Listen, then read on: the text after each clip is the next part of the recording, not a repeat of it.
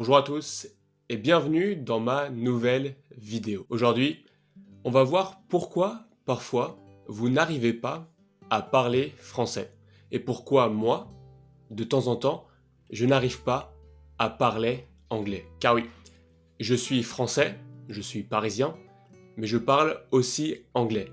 Je sais à quel point c'est frustrant de ne pas pouvoir parler français. Ça fait des années que vous apprenez cette belle langue et lorsque le moment arrive, vous êtes là. Bonjour, je suis Charles, j'ai 26 ans. Ouais, c'est compliqué. C'est vraiment tout ce que vous arrivez à dire. Vous êtes là. Merci. Bonjour, au revoir. Et c'est pour ça qu'aujourd'hui, je voulais voir avec vous toutes les raisons qui expliquent pourquoi, parfois, vous n'arrivez pas à parler français.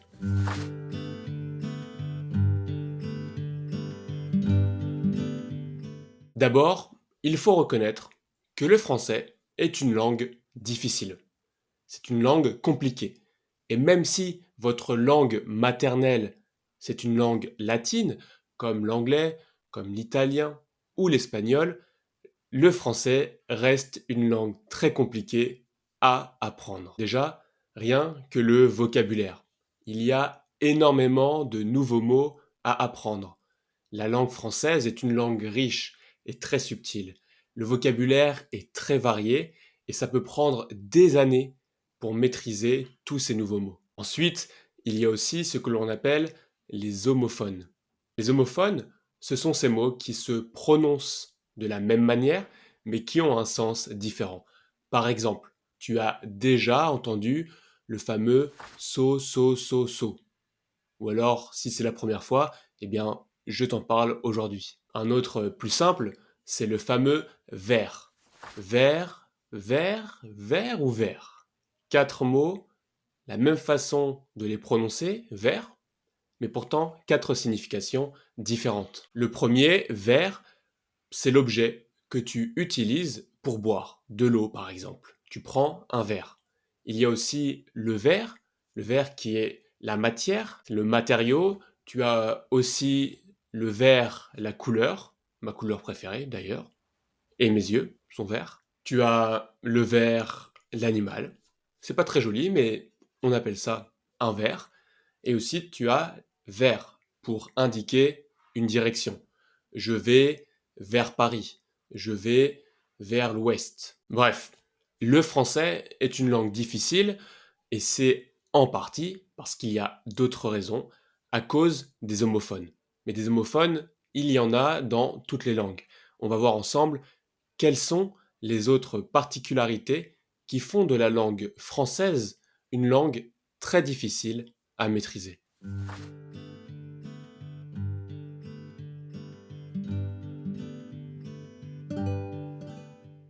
Il faut que l'on parle de la prononciation en français. C'est un vrai défi pour tous les apprenants. Déjà, le français possède des voyelles nasales qui ne sont pas si faciles que ça à prononcer pour certaines personnes. On peut penser à des sons comme vin, pain, un. Ensuite, tu as les liaisons, les enchaînements qui ne sont pas très intuitifs pour les apprenants. La liaison, c'est ce que tu fais, par exemple, lorsque la consonne à la fin d'un mot est prononcée lorsque le mot suivant commence par une voyelle ou un H muet. Quand tu dis les amis, au lieu de les amis. Pourquoi on fait ça? Parce que les se termine par une consonne, le S. Ami commence par un A, c'est une voyelle. Le S va se lier avec ami, les amis. Et ça, c'est pas facile au début. Et ensuite, le français a un grand nombre de voyelles qui sont compliquées à prononcer lorsque l'on débute. D'accord avec vous. La prononciation en français, c'est compliqué. Et le seul moyen que tu as pour améliorer ta prononciation, eh bien, c'est de pratiquer. Pratiquer avec des natifs. Il faut aussi, bien sûr, écouter du contenu en français, mais ce qui est très important, c'est que toi aussi, tu parles, que tu essaies de reproduire les mêmes sons. En fait, tu vas faire comme ce que font les enfants, les bébés, lorsqu'ils apprennent le français. C'est une manière naturelle et le but, c'est que tu essaies de reproduire les mêmes sons et d'essayer de prononcer de la même façon que les Français natifs. Mais encore une fois, tout dépend de leur accent. L'accent d'un Français qui vient du nord de la France ne va pas être le même que celui qui habite à Paris ou que celui qui habite à Marseille ou à Toulouse. La France a plein d'accents différents et ça va changer en fonction de la personne avec qui tu parles. Maintenant, il faut qu'on parle de la grammaire. La grammaire française. Ouais, elle est compliquée.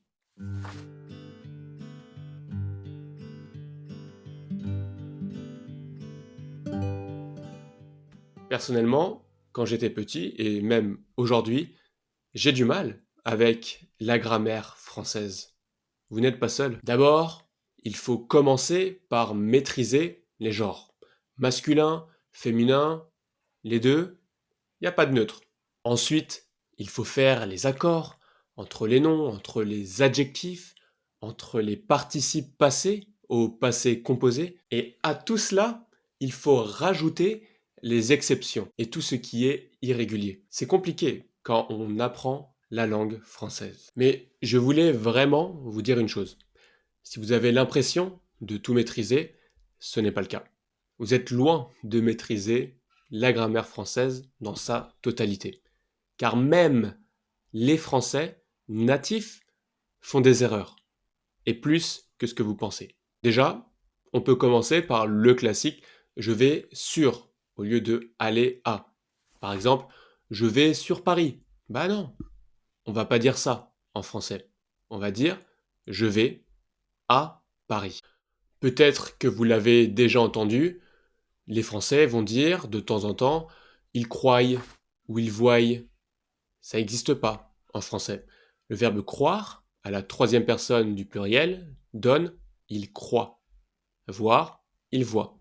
Et ça, ce sont des erreurs courantes que même les Français font. Je t'en remets un autre qui est assez iconique, le si j'aurais su. Peut-être que tu l'as vu dans le film La guerre des boutons. Ah bon, bien sûr, si j'aurais prévenu.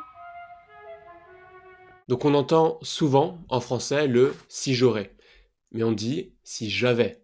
Et oui. Si je parle de ces erreurs, c'est pour vous montrer que tout le monde fait des erreurs de grammaire. Lorsque vous allez parler avec des Français, ils vont en faire des erreurs. Et c'est pas grave. Si vous remarquez qu'ils ont fait une erreur, fine, pas de problème. Ils font des erreurs, vous faites des erreurs, je fais des erreurs, tout va bien, c'est normal. La chose la plus importante, et ça il faut vraiment que tu le comprennes, c'est la communication. Il faut communiquer, apprendre le français, c'est avant tout une histoire de communication, de partage, de connexion avec les gens. Vous voulez apprendre et parler le français pour communiquer, pour partager vos idées, vos émotions, découvrir la culture française, sa gastronomie. Et pour ça, je dois vous dire que tout le monde s'en fout de vos erreurs de grammaire. Je veux vraiment vous faire dédramatiser vos erreurs. Il faut se sentir bien à l'idée de faire des erreurs. Ça sert à rien de stresser. Et c'est ici que l'on va aborder le deuxième point.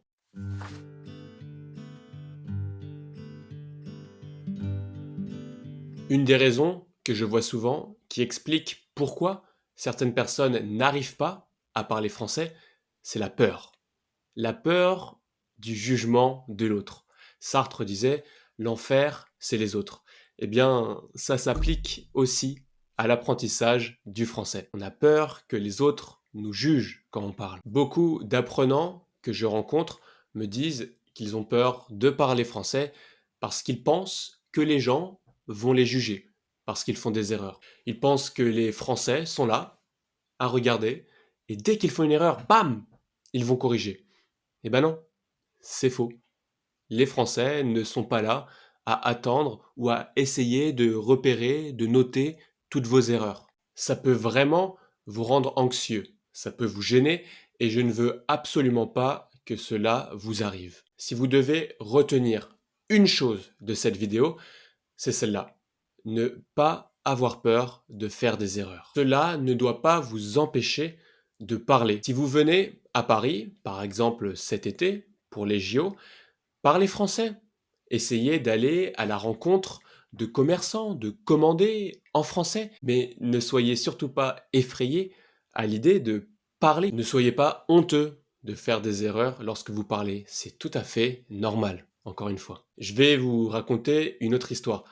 Il y a quelques jours, je discutais avec le PDG d'une grosse entreprise française. Et lorsqu'il me parlait, de temps en temps, il faisait des erreurs. Et ce n'était absolument pas un problème. On a pu échanger, il a pu m'expliquer ses plans, sa stratégie, et je m'en foutais des erreurs qu'il faisait. Le plus important, c'est d'avoir confiance en soi, c'est de faire passer un message. Et ça peut très bien se faire avec des erreurs. Maintenant, passons à un autre point qui explique pourquoi certains apprenants ont parfois du mal à parler français. C'est les différences culturelles. Nous sommes tous différents, nous venons de pays qui sont tous très différents, et chaque pays a une culture, c'est normal. Et quand on parle français, on ne veut pas offenser les personnes avec qui on parle. Et c'est pour ça que certaines personnes sont effrayées à l'idée de parler français. Elles sont timides, juste parce qu'elles ont peur d'offenser la personne avec qui elles parlent pour des raisons de différence culturelle. Et je comprends tout à fait. Un très bon exemple, d'ailleurs, pour vous montrer un peu à quoi je pense, c'est les blagues et les références culturelles. Alors, je suis allé sur Internet, j'ai tapé meilleures blagues français, et la première que j'ai vue, c'est celle-là. C'est l'histoire du petit-déj. Tu la connais? Pas de bol. Alors, est-ce que tu as compris? Ça te fait rire? Non. Bon, la blague n'est pas hilarante. Il y a un petit truc quand même. Je t'explique. Le bol, c'est l'objet dans lequel tu mets ton lait, tes céréales, et après tu manges au petit déjeuner. Avoir du bol ou ne pas avoir de bol, c'est ne pas avoir de chance en français. Ça, c'est une expression française que tu ne connais peut-être pas, et si tu ne la connais pas, c'est difficile de comprendre la blague. Et c'est aussi quelque chose qui peut arriver lorsque tu es dans une conversation avec un Français. Il va utiliser tel ou tel mot ou expression que tu ne connais pas forcément. Et là, panique à bord. Tu ne peux plus parler. Tu es tétanisé. Bon, je vais m'arrêter là, mais tu as compris l'idée. Donc voilà les différentes raisons qui expliquent pourquoi certaines personnes ont peur ou n'arrivent tout simplement pas à parler français.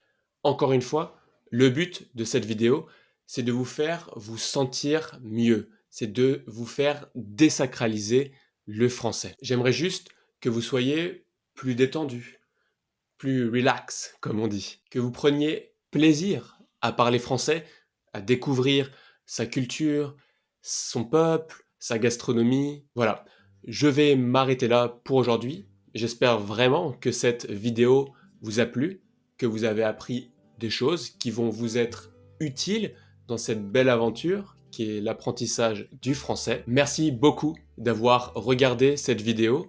Si jamais cela vous a plu, si vous avez appris quelque chose, n'hésitez pas à mettre un petit like, à vous abonner, c'est très important.